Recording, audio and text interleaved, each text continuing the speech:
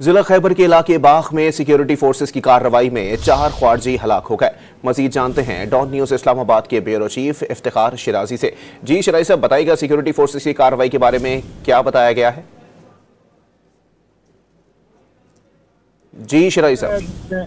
जी बिल्कुल, आवाज आ रही है? जी बिल्कुल जी, ये खैबर पख्तूनख्वा का जिला खैबर है, जहाँ पे बताया गया है इंटेलिजेंस बेस्ड एक ऑपरेशन किया गया है और इस ऑपरेशन में बताया गया है कि 4 फितनल खवारिज के लोगों को हलाक किया गया है।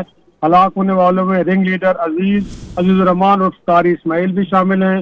खवारियों का जो रिंग लीडर है, ये भी इसमें कहा जा रहा है कि लीडर मुखलिस, वो भी मारा गया है और हलाक खवारियों से असला और बड़ी तादाद में गोला बारूद भी बरामद किया गया है।